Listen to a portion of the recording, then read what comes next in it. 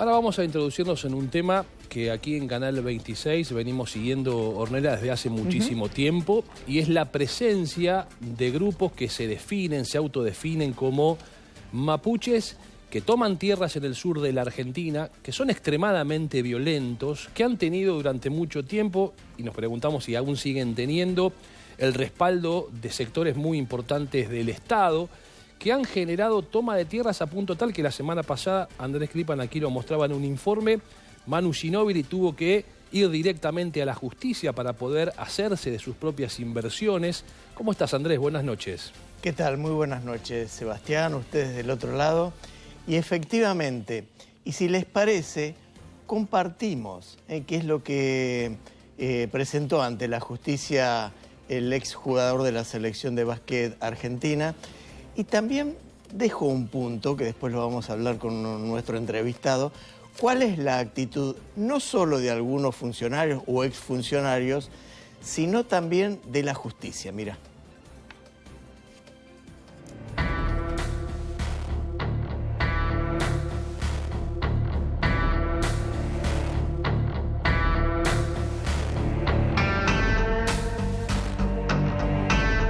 El ídolo del básquet argentino y figura de los San Antonio Spurs, Emanuel Ginóbili, solicitó a la justicia dar curso al juicio por usurpación de un predio que el deportista adquirió en 2004 y que fue ocupado por la conflictiva comunidad mapuche Paichil Antriago. Una vez instalados en el lugar, amenazaron a los compradores del espacio. Que la idea es que no pasa ni una máquina más, no pasa más nadie para allá. Nosotros a partir de ahora vamos a tener el control y vamos a hacer lo que vamos a administrar este territorio, porque es nuestro. El lote tiene 12 hectáreas, está ubicado en inmediaciones del lago Correntoso. Fue adquirido para lotearlo en 24 parcelas.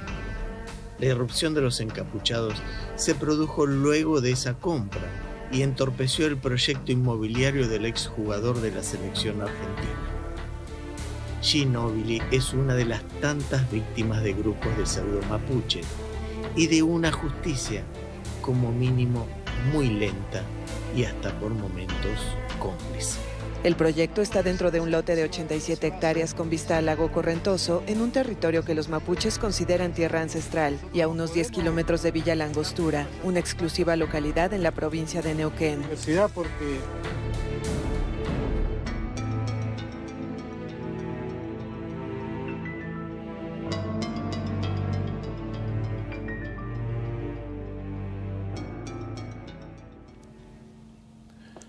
Ornella, vamos a saludar a Miguel Ángel Pichetto, diputado nacional aquí en la República Argentina, uno de los hombres que durante todos estos años le ha prestado muchísima atención al impacto que tiene todo esto en el sur de la Argentina y sobre todo sus repercusiones mundiales.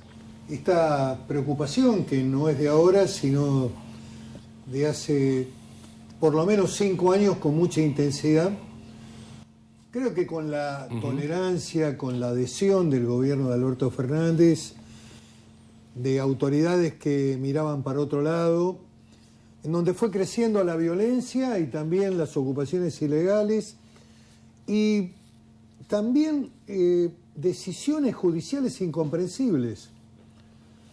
Hay que rescatar un hecho muy importante que ha sido el fallo de la Corte, que ha retrotraído el dominio de tierras que eran del Estado argentino, del Ejército Nacional, en el corazón de Bariloche, frente al lago, 180 hectáreas que le han sido devueltas al ejército argentino. Y lamentablemente también ahí hay que anotar la morosidad que tuvo el Estado Mayor, los abogados, que no contestaron en tiempo y en forma un traslado, hubo negligencia, ha habido incluso hasta una investigación de tipo penal que se está llevando adelante por parte de la Justicia Federal. Pero bueno, la Corte afortunadamente le devolvió las 180 hectáreas al ejército en una zona clave, estratégica, que también había sido dada, otorgada graciosamente a supuestos integrantes de la comunidad mapuche. La ocupación de parte del Mascardi, ocupaciones, incendios, hechos de alta violencia que se desarrollaron en todos estos años de la mano también de el Instituto Nacional Indígena, de los representantes, de la ex titular del instituto y del segundo de ella, que era un hombre muy importante en las ocupaciones. Bueno, han dejado una sensación de que el Estado puede ser vulnerado, la soberanía argentina puede ser también lesionada fuertemente, y ha habido hechos increíbles como que en 60 escuelas, hace pocos días, en el mes de junio, sí, cuando se recordaba la fecha de fallecimiento de Manuel Belgrano, se hizo el izamiento en esas escuelas de la bandera argentina y también mapuche, de la bandera mapuche. Un hecho tremendo, en donde también fallan los educadores, construyen una falsa visión de la Argentina, de la soberanía territorial, en fin. Aquí hay historias realmente muy interesantes y complejas también para ir abonando tu primera pregunta, que es la participación de ex dirigentes montoneros. Recientemente un dirigente importante de la organización, Cirilo Perdía, fallecido hace poco tiempo, fue uno de los actores más importantes en la defensa de estos grupos, con una comisión de abogados. Aparecieron de repente en el sur, ahí también vive, como decía Andrés en la parte previa a esta charla, un dirigente histórico de Montoneros que es Vaca Narvaja, Fernando Vaca Narvaja, pero Cirilo Perdía había asumido frontalmente la defensa de estos grupos que ocupaban tierras de manera violenta, como le hicieron a Ginóbili, y luego la justicia tarda, en general a veces resuelve mal, a veces reconoce estos supuestos derechos Miguel Ángel, ancestrales. ¿con qué objetivo? Porque no parece ser solo reclamar un derecho ancestral. Evidentemente hay otra razón, hay otra motivación. Bueno, hay que analizar este tema de manera mucho más integral y mirar también la República Hermana de Chile, donde allí la gravitación, si uno analiza el censo argentino, el último censo, se da cuenta de la poca presencia gravitacional en términos de población que tienen supuestamente estos grupos que se autoperciben o se denominan mapuches. Es muy bajo, pero si lo comparás con la zona de la Araucanía, allí el 10% de la población de Chile está inserta en esa región. Diputado, ¿hay organizaciones, por ejemplo, extranjeras o grupos que apoyan a estos mapuches? Bueno, hay una pregunta muy interesante, Andrés, porque el gobierno anterior tuvo dos políticas muy definidas, independientemente de la legitimidad que tenía o tiene la política de género. Es un esquema que se instala junto con la defensa de los pueblos originarios y la gravitación del INAI como organismo, sí. Pero estas dos cosas, estas dos acciones en términos del reconocimiento que hace el Estado, tiene que ver con financiamiento internacional. Es muy interesante tu pregunta porque esto está enganchado en el financiamiento internacional de grupos, de visiones. Fundamentalmente hay ONG que están radicadas en Holanda, en Inglaterra, que trabajan con estos grupos y que además hoy están operando ya en situaciones muy importantes de la Argentina, como es el tema minero y como es la construcción del oleoducto que va de Vaca Muerta a Sierra Grande, en la zona de la costa de Río Negro, donde también ya están haciendo, lamentablemente lo digo esto con el apoyo de la Iglesia, ya están convirtiéndose en sectores críticos de esta decisión estratégica que el Gobierno Nacional está tomando respecto a la erradicación de plantas de gas y la terminación del oleoducto sobre la costa rionegrina. Diputado, en instantes vamos a tocar ese tema específico de la Iglesia, pero hablando puntualmente de lo que está sucediendo allí en la Patagonia con los mapuches, ¿usted cree que estamos ante un proceso de fragmentación territorial? Bueno, yo creo que esta era la idea originaria. La región del Gualmapu, que era la idea que cruzó en mucho tiempo, comprende parte de la Araucanía chilena y todo lo que es esta zona que comprende tanto la provincia de Río Negro como parte de la provincia de Neuquén. La Angostura es una ciudad, es una región que corresponde a la provincia de Neuquén. Toda la zona de Bolsón, en Mascardi, eso está concretamente abarcando la provincia de Río Negro. Por supuesto que había y hay en las ideas de esta gente una visión de un modelo separatista. Creo que hay que abordarlo desde ese lugar, desde esa mirada. Hay que fortalecer fuertemente la seguridad. Ha habido un cambio del gobierno anterior a este gobierno, hay que reconocerlo, pero me parece que hay que aumentar la gravitación de la seguridad para evitar precisamente lo que ha ocurrido recientemente, que es la ocupación ilegal mediante método violento de una propiedad privada que es de un deportista famoso que lo pudo poner en valor y en reconocimiento de la sociedad, pero hay muchas ocupaciones que ocurren de gente que no tiene el reconocimiento popular de Ginóbili, que también le han ocupado la tierra, o le han ocupado campos en la zona de Neuquén, que están en la proximidad de Vaca Muerta, donde después cobran peaje, donde después hay otro tipo de acciones. Miguel Ángel, recién salió en la conversación la cuestión chilena y la Araucanía, y Chile hace mucho tiempo que observa hechos extremadamente violentos, incluso algunos de ellos más violentos que lo que hemos visto en la Argentina. Por supuesto, tiene intervención militar ahí. La pregunta es, además del financiamiento de organizaciones extranjeras, ¿también podría existir en Chile, con posibilidades de reproducirse en la Argentina, financiamiento del delito organizado, transnacional, Tren de Aragua, el narcotráfico? Bueno, siempre, hay que analizar y conocer la historia y analizar también hechos y experiencias que han vivido países de Latinoamérica donde la guerrilla tomaba determinadas zonas, las ocupaba de manera violenta, ejercía allí la ley y desarrollaban a su vez actividades ilícitas como, por ejemplo, ser la base del asentamiento de desarrollos vinculados con la cocaína. Esto pasó en Colombia, con la guerrilla y también con las contras, también con todo lo que significó también los sectores militarizados también de la ultraderecha, que terminaron todos convirtiéndose en los principales actores del narcotráfico después en Colombia. Quería hablar de esto porque hay un personaje, John Esguala, de él vamos a hablar ahora, central también en esta historia de violencia, de toma de tierras, y nos preguntamos si tiene también vinculaciones con este tipo de grupos o podría tenerlas. Andrés, vos tenés un informe a propósito de eso. Sí, muy rápido. Vamos a presentar en un minuto quién es Facundo Jonas Wallace y también preguntarle al diputado por lo que reivindica Jonas Wallace, que son las tierras de Benetton. Mira.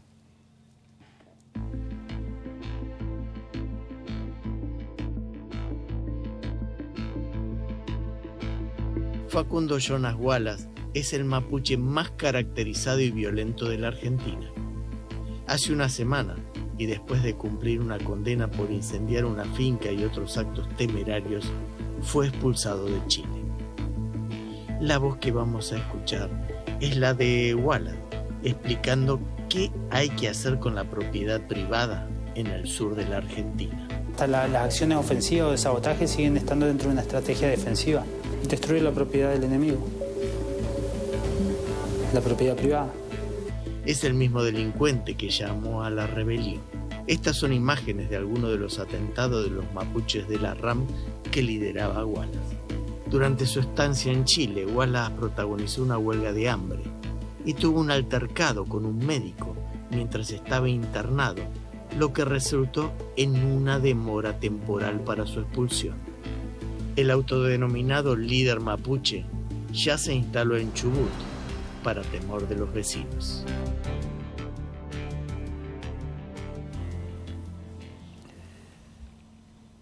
Diputado, en esa misma entrevista que escuchábamos, en esas mismas palabras de Jonas Wallace, bueno, él reivindica, por ejemplo, la acción que están desarrollando, que desarrollaban justamente para tomar tierras de Benetton, uno de los principales productores de lana, de ovejas en la Patagonia Argentina, ¿no? Bueno, sí, por supuesto, y ha sido un elemento central, digamos, de todos los hechos y acciones que se desarrollaron en los últimos años. Interrumpido por la detención que tuvo en Chile, donde fue extraditado por la justicia argentina, cumplió la condena y, para desgracia nuevamente de la zona del Mascardi, porque el hábitat natural de Jones Wallace no es precisamente Chubut, sino que su vinculación está más ligada a la historia del Mascardi, de Bolsón, de Bariloche, porque él es originario de Bariloche, de un barrio de Bariloche. Por lo tanto, bueno, Jones Wallace está entre nosotros, nuevamente. Hay que estar preparado, me parece que el gobierno en este sentido, y la ministra Bullrich conoce la historia. Sí. Hay que recordar que uno de los hechos que los derechos humanos vincularon con una desaparición forzada, que no era tal, porque había sido un accidente, lamentablemente, de un joven de apellido Maldonado, es el comienzo y la gravitación de estos grupos en toda esa región. Maldonado estaba vinculado a estos grupos mapuches, y lamentablemente en el cruce de un río se ahoga y luego aparece días posteriores, pero en el medio, indudablemente, se construyó un relato de que había sido desaparecido por la Gendarmería. La ministra Bullrich conoce el tema, conoce esta geografía, conoce la realidad. Ha habido también enfrentamientos armados que determinaron un enfrentamiento con la prefectura en la zona del Mascardi.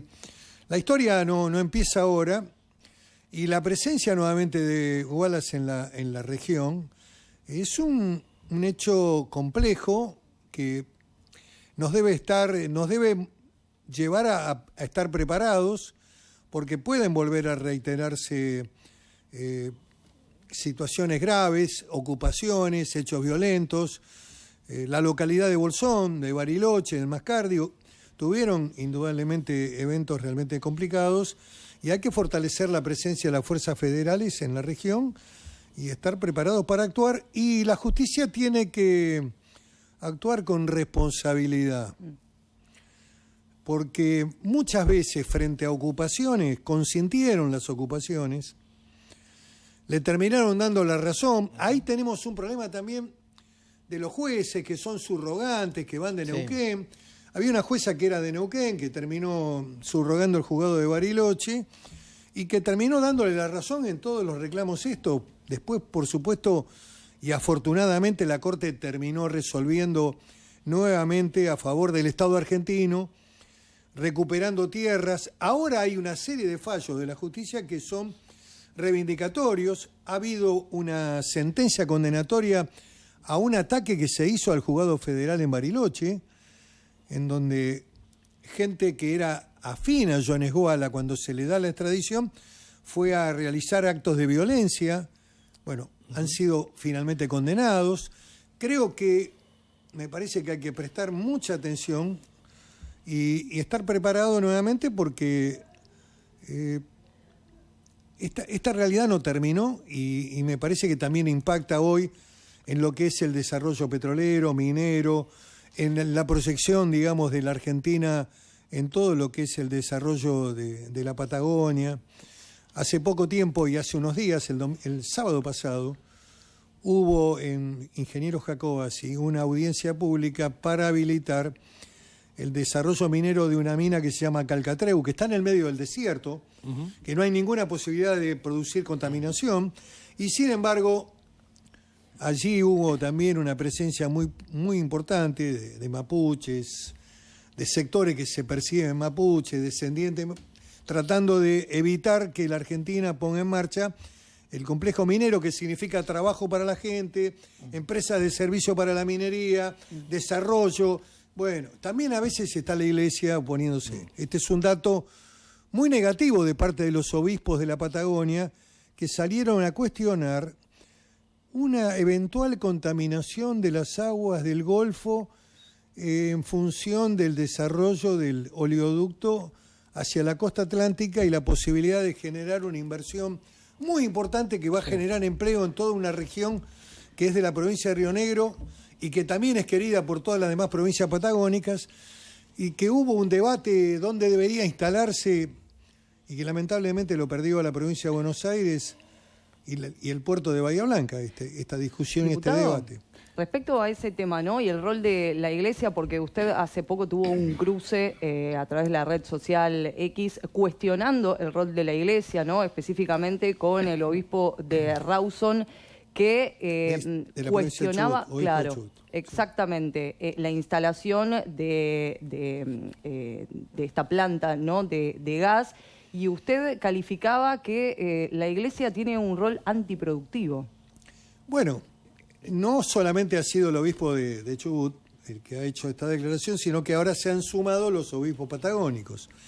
Yo creo que la posición de la Iglesia es una posición antiproductiva que alienta el modelo del pobrismo, lamentablemente, lo debo decir, y espero que se rectifiquen porque el oleoducto a Sierra Grande o eventualmente la planta de gas no tiene riesgo de contaminación, está hecha sobre modelos de cierta seguridad y lo que tiene que ver es con el desarrollo del trabajo en la región patagónica. Es muy importante, de lo contrario la gente se muere de hambre, la gente no hay mayor contaminación que la pobreza extrema. Entonces, cuando hay un proyecto productivo, lo primero que vemos es en general la reacción de obispos que opinan sin conocimiento profundo del tema y que lo ponen en la lista roja de que no hay que hacerlo, cuidado. Bueno, del lado chileno, la minería en Chile exporta aproximadamente 50.000 millones de dólares. Del lado argentino tenemos una exportación de 3.500, 4.000 millones. Entonces, estamos hablando de producción, estamos hablando de trabajo, y me parece que tienen que alentar el mundo del trabajo y no que haya más pobres en la Argentina. Diputado, usted recién planteaba que si bien el problema está muy vigente, claramente es notorio por incluso la llegada, el regreso de Jones Walla, las tomas que aún continúan y muchas de ellas esperan resolución judicial, el rol de la Iglesia. Hay un cambio, digamos, en la mirada de por lo menos la economía durante este gobierno del presidente Javier Milei, de intentar alentar a las inversiones, la famosa discusión del RIGI para alentar grandes inversiones. ¿Cómo se compatibiliza esa idea de un gobierno que dice, bueno, que vengan a invertir a la Argentina, vamos a liberar maneras para que esto sea más simple, con obispos que se oponen, con tierras que siguen tomadas, con la incertidumbre de saber si vos venís a poner $1 a la Argentina y no sabés si ese terreno que compraste para invertir el día de mañana va a ser tomado? Hay que afianzar la seguridad jurídica y a mí me parece importante la posición de los gobernadores. Yo quiero rescatar acá el rol que está teniendo el gobernador de Río Negro, Alberto Beretiné, frente a las posiciones que son muy claras. Las cosas que son de Dios. Y lógicamente los obispos también siguen un poco la encíclica Laudato Si del Papa Francisco, donde, bueno, lo ambiental, el riesgo... La casa común, le dicen, a lo ambiental. Sí, está bien. Lo que ocurre es que regiones como la Patagonia, que son desérticas, zonas que van a tener un valor importante en términos de producción y de trabajo, bueno, hay que dar ese debate, hay que dar también el debate ambiental. Las inversiones tienen que garantizar la protección del medio ambiente. El Estado Nacional y también las provincias, como último recaudo, tienen que controlar esto. No se puede, digamos, hacer cualquier cosa, pero me parece que a priori este tipo de definiciones lo que hace es poner en riesgo este tipo de inversiones. Y me parece que hay una definición del Estado Nacional de alentarlas y también de las provincias de generar proyectos productivos que generen empleo en la provincia. Así que yo creo que este debate lo vamos a superar y yo espero también que la Iglesia comprenda y entienda y ayude a que la gente entienda de que este tipo de inversiones no tienen riesgos. Vos no podés hacer minería en la zona de bosques de Esquel, por ejemplo, que ese fue un grave error de un exgobernador de Chubut que también lamentablemente ha fallecido y yo tenía con él una amistad, que fue Mario Daneves, que su primera intención desde el punto de vista de la minería fue hacer minería en Esquel. Esquel es una zona como Bolsón, que vos conocés y la mayoría conoce, o Bariloche, zona de bosque, zona de protección. Indudablemente que ahí hubo una reacción de la comunidad que impidió, mediante un plebiscito, que se instalara un proyecto minero de oro en Esquel. Ahora bien, si vos hablas de minería en Calcatreu o en la zona de Gastre, donde hay un gran proyecto de una mina de plata que se llama Navidad, y está el desierto, bueno, ahí se abren perspectivas y miradas que tienen que alentar la minería. ¿Por qué? Porque indudablemente un proyecto minero como el de Calcatreu en el desierto de Río Negro, a 140 kilómetros de Jacobasi, o la mina Navidad en la meseta de Gastre, bueno, está generando un polo de atracción, una erradicación de empresas de servicios, está generando empleo, y lo estás haciendo en zonas desérticas que además tenés que cuidar el medio ambiente. Vos no podés dejar que se contaminen las napas de agua, vos tenés que hacer tareas que tienen que ver con el medio ambiente, pero tenés que impulsar el desarrollo, la minería y el trabajo, porque de lo contrario el horizonte de la Patagonia, de los patagónicos, es un escenario de pobreza extrema. Entonces, está bien rezar, está bien creer en Dios, está bien alentar a los pobres, pero cuando hay alternativas de desarrollo y de trabajo, la Iglesia debería tener una mirada más razonable, más equilibrada, y no poner las banderas de no a la minería o no a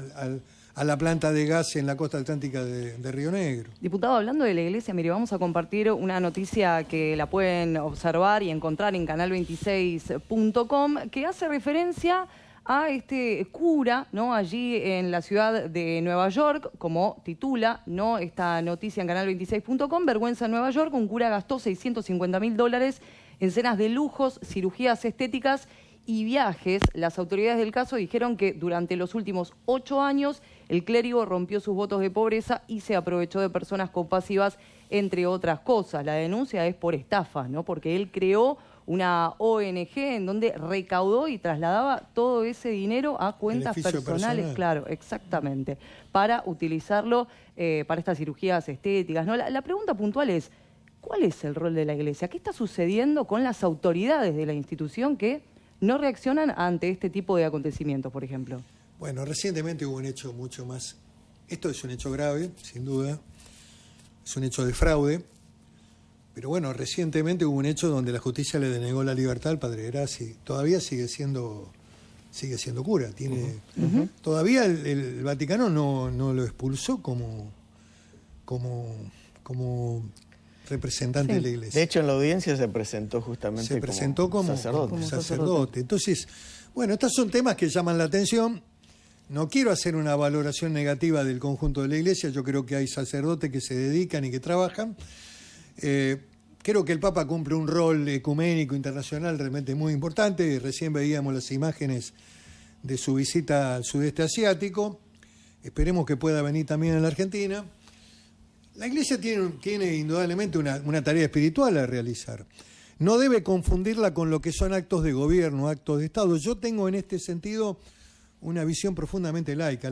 Los actos de Estado, los actos de gobierno son del Estado y del gobierno y no tiene por qué haber interferencia. Es importante que la Iglesia Católica, que la Iglesia mayoritaria, tenga un aporte espiritual. Hay que defender el aporte y el valor que tiene la Iglesia Católica en la Argentina. Pero bueno, este tipo de hechos son hechos graves que tienen que ser analizados. Y indudablemente ahí es donde hay que hacer tienen que hacer un poco de autocrítica también. Muy breve, ¿usted le dejaría un hijo suyo o un nieto a un cura?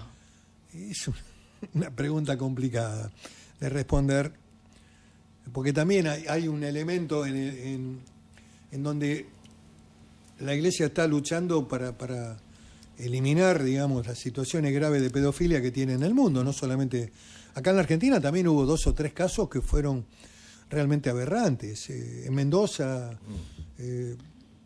donde los chicos sordos eran violados, digamos, y no tuvo el desarrollo periodístico que debería haber tenido. En el próbolo, dice usted. El próbolo, exactamente. Pero bueno, tampoco quiero ser injusto en esta definición que me preguntas, porque creo que también hay sacerdotes que trabajan honorablemente y que de ninguna manera Pero es uno de los problemas que tiene que ver con el celibato, que tiene que ver con un debate mucho más profundo, Andrés. ¿Es sostenible? Porque también hubo una decisión del Vaticano recientemente, empujada por el Papa Francisco, de que no se aceptara gente homosexual dentro de la iglesia para que tenían vocación. Así como es. Bueno, hay un debate de una gran intensidad en la iglesia y que me parece que indudablemente lo que está en crisis después de más de 1000 años es el tema del celibato. Es el tema de que un ser humano normal indudablemente no puede estar limitado por cuestiones que hacen. Así que es más profundo lo tuyo. Diputado Pichetto, para cerrar, nos interesa un mensaje suyo apelando a su enorme experiencia en la política argentina, en el recorrido que ha tenido, sobre todo con una muy robusta labor parlamentaria. Mensaje final para que podamos ubicarnos en este tiempo de la Argentina y su mirada. Bueno, estamos viviendo un esquema de época y de ruptura con el pasado. Indudablemente había modelos en donde era indispensable el orden fiscal, sostener una política económica medianamente previsible, de cierta apertura. El gobierno nuevo de Javier Milei la está intentando llevar adelante, muchas veces con decisiones muy duras, que también están impactando en la microeconomía. La macro es una entelequia donde mucha gente no entiende, pero en la micro la gente entiende y comprende. Y bueno, ahí estamos viviendo una realidad bastante complicada, especialmente en el escenario en donde está instalado Canal 26, en el conurbano, en donde el factor, digamos, de la pérdida de empleo o lo que no para, no deja de aumentar son los alimentos, los medicamentos. Esos sectores me parece que tienen que ser mirados con un poco más de sensibilidad por el gobierno. Los jubilados, estamos viviendo un debate hoy con el gobierno donde el presidente ha decidido vetar el incremento, que era un incremento razonable que el Congreso había votado, en donde el presidente podía haber hecho un veto parcial y haber dejado el 8% que no habían tenido en cuenta con la inflación del mes de enero. La inflación de enero de este año, en el comienzo del gobierno de Milei, fue 20,5%. En el ajuste previsional por decreto se tomó 12,5%. 8 puntos no fueron tenidos en cuenta. El Congreso puso los 8 puntos que faltaban y dijo ajuste por inflación. Después también mencionó el Riester como elemento. El Riester es para la variable salarial. Y después también habló de la caja de jubilados de las provincias. Bueno, esos temas podrían haber sido vetados.